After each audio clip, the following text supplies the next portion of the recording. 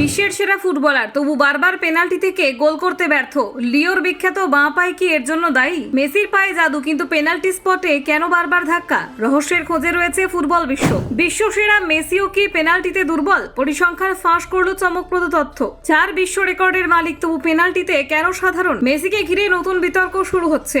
গোলের রাজা মেসির পেনাল্টি অভিশাপ, বারবার কেন থমকে যায় বাঁ পায়ের জাদু? মেসির চোখে চোখ রেখে জিতলেন গোলকিপার। যেখানে সবাই হার মানে সেখানেই মেসির অদ্ভুত দুর্বলতা। পেনাল্টির রহস্য কি? মেসির পেনাল্টি ব্যর্থতার চমকপ্রদ হিসাব। কিংবদন্তিরও কি থাকে দুর্বল জায়গা? বাঁ পায়ের জাদুকর, কিন্তু পেনাল্টিতে কেন আটকে যান মেসি? সামনে এলো আসল কারণ। দেখুন, তর্কাতীতভাবে বিশ্বের অন্যতম সেরা ফুটবলার লিওনেল মেসি, তার নামের পাশে রয়েছে অসংখ্য রেকর্ড, ব্যক্তিগত সাফল্য এবং দলীয় ট্রফির দীর্ঘ তালিকা। বিশ্বকাপে 4টি বিশ্ব রেকর্ড, 8টি ব্যালন ডি অর এবং চ্যাম্পিয়ন্স লিগের সাফল্য প্রমাণ করে মাঠে তার আধিপত্য। কিন্তু আশ্চর্যের বিষয় হলো, পেনাল্টি নেওয়ার ক্ষেত্রে সেই মেসির পরিসংখ্যান খুব একটা চমকপ্রদ নয়। সম্প্রতি অস্ট্রিয়ার বিরুদ্ধে পেনাল্টি মিস করে আবারও সমালোচনায় উঠে এসেছেন আর্জেন্টাইন মহাতারকা। বিশ্বকাপে মোট 7টি পেনাল্টি নিয়েছেন মেসি, যার মধ্যে 3টি থেকে গোল করতে ব্যর্থ হয়েছেন তিনি।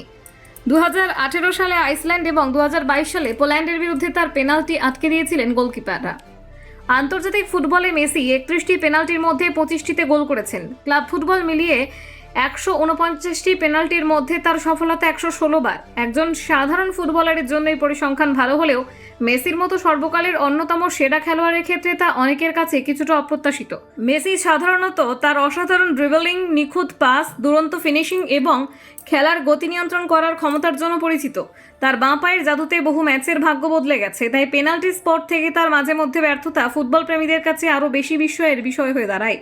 অনেকে মনে করেন মেসির বাঁ পায়ের ব্যবহারই তার পেনাল্টি সমস্যার অন্যতম কারণ, তবে পরিসংখ্যান এই ধারণাকে সমর্থন করে না। বাঁ পায়ের ফুটবলারদের সংখ্যা কম হলেও তাদের পেনাল্টি নেওয়ার দক্ষতা ডান পায়ের খেলোয়াড়দের তুলনায় খারাপ নয়। আসলে পেনাল্টির ক্ষেত্রে মূল বিষয় হলো মানসিক প্রস্তুতি এবং গোলকিপারের সঙ্গে সেই মুহূর্তের লড়াই। ক্যারিয়ারের শুরুর দিকে মেসি খুব দ্রুত রান আপ নিয়ে শক্তিশালী শটে পেনাল্টি নিতেন। তখন তার কৌশল ছিল সহজ এবং কার্যকর, কিন্তু সময়ের সঙ্গে সঙ্গে তার পেনাল্টি নেওয়ার ধরন বদলেছে। গোলকিপারের গতিবিধি বুঝে শেষ মুহূর্তে সিদ্ধান্ত নেওয়ার চেষ্টা করেছেন তিনি।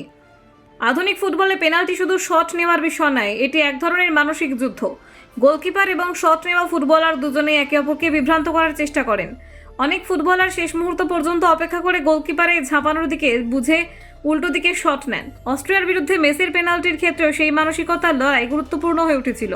ভার প্রযুক্তির কারণে প্রস্তুতির জন্য অতিরিক্ত সময় পেয়েছিলেন তিনি, কিন্তু গোলকিপার আলেকজান্ডার স্লাগার তার সামনে দাঁড়িয়ে থাকেন এবং শেষ মুহূর্ত পর্যন্ত কোনো দিক বেছে নেননি। ফলে মেসিও সিদ্ধান্ত নিতে সমস্যায় পড়ে যান। গত বিশ্বকাপে অবশ্য মেসি পেনাল্টি থেকে দারুণ সফল ছিলেন। নেদারল্যান্ডসের বিরুদ্ধে গোল, ফাইনালে গুরুত্বপূর্ণ মুহূর্তে গোল এবং টাইব্রেকারে সাফল্য, সব মিলিয়ে সেই বিশ্বকাপে তিনি নিজের পেনাল্টি দক্ষতার পরিচয় দেন। তবে মেসির পেনাল্টি ব্যর্থতাকে কখনোই তার সামগ্রিক ফুটবল প্রতিভার মাপকাঠি হিসেবে দেখা হয় না। একজন খেলোয়াড় যত বেশি দায়িত্ব নেন, ব্যর্থতার সম্ভাবনা তত বেশি থাকে।